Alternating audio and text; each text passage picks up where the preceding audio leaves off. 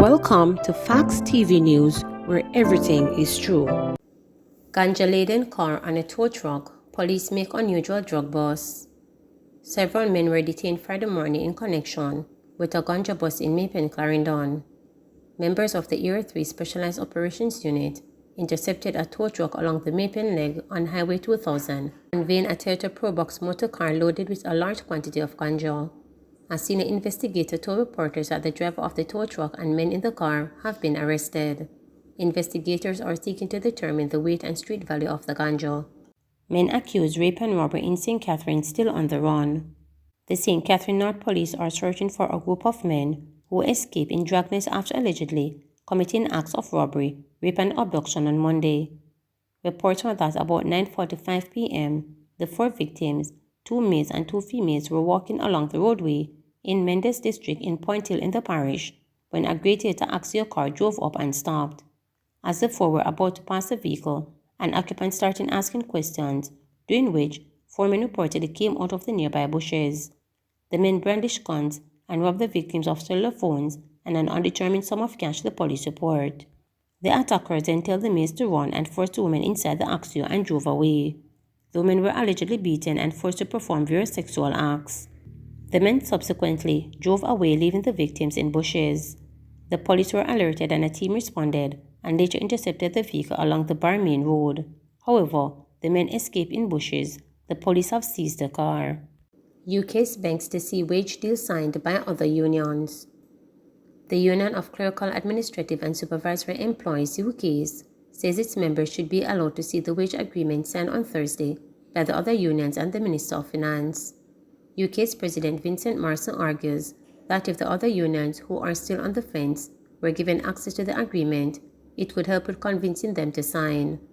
All I'm talking about here is transparency, and it shouldn't be difficult for the Government of Jamaica or Minister of Finance to relate the unions who have not yet signed off. Maybe the information that has been signed will go a far way in assisting the process, coming to a final conclusion, he reasoned while speaking to reporters on Friday. Mr. Morris said although members of UKs have not accepted the new compensation package, some of the benefits being awarded under the agreement would still apply to them. He explained that those benefits were agreed on in previous negotiation when the country was under a program with the International Monetary Fund.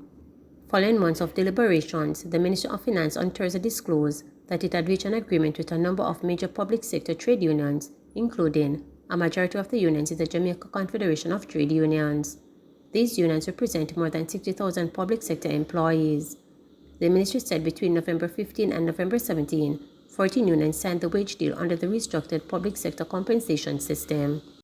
Address youth's family home issues before tackling drug problem.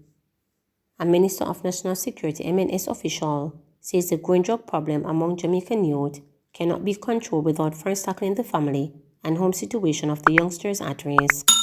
Orville Simmons, Senior Case Management Coordinator in the National Security Ministry, described family life as a component that demands utter attention when dealing with drug use. Parenting is very central, and through the case management approach that the 25 school strategy is used in the household will be central.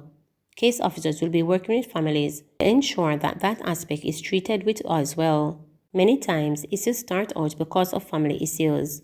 Adult family issues stress out the bikini, and next thing you know, the child is having fun with Molly, Simmons told reporters Monday Exchange, part of a panel of health and security experts sharing views in recognition of Drug Awareness Month. The 25 School Strategy is a collaborative effort between the Ministry of National Security and the Ministry of Education and Youth aimed at providing assessment, recommendation, intervention, and support for children who display maladaptive behavior in the selected schools. And so the family aspect is so central, and all hands have to be on deck when it comes onto the issue of household substance abuse. Certainly is critical, but it cannot be looked on in isolation. The crime prevention model proposes what is called ecological modeling, individual, family, peer, and wider community. So it has to be treated in the integrated, holistic way and not just in terms of one, Simmons continued. Simmons stressed that there are two broad approaches in dealing with drug misuse: the criminal justice approach and the crime prevention approach. Both are totally linked to each other. From the criminal justice perspective, legislation is key, and he would affirm that the issue of the revision of the Dangerous Drug Act is before the National Security Council, he told reporters. We would want to know that in terms of that legislation, provisions are there for tackling because a lot of the illegal substances are trafficked into the country, then from different places within the country, so trafficking is a very critical thing.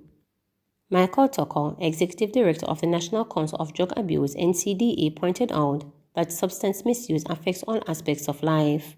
It destroys families because of misusing substances and ignorance. A future that was bright is blighted. Many of us have been seeing what is happening in the education system and some of the issues, he told reporters. Productivity is affected, and therefore our productive workforce is affected by substance misuse, accidents on the job. We see the mayhem on the road, people's lives being destroyed, and also breakdown of the working relationships in various agencies and operations. Tucker said that the necessity for people to work as team is also affected by people who abuse substances. We see the problems with theft. People in the system will steal because they are using substances and want to support the habit, he said. Simmons, however, said the Jamaica Constabulary Force (JCF) has been on the ball and will be zooming in on schools and parties as two of the main areas that vendors seek to target. Through their program, they will also be focusing on those areas, but most importantly, from the crime prevention perspective, the ministry from afar back as the early 2000s recognized substance abuse as a major issue. It has been in the making for that long, and it was then that the minister engaged on an organization by the name AAO, Addiction Alert Organization, he said. Today, AAO is known as Rise Life Management Services. In AAO's engagement of our youngsters, they recognized that it was much more than the using of substances, added Simmons. Simmons said there are factors of predisposed youngsters and adults to certain violent or criminal acts that has to be considered before treatment can be effective.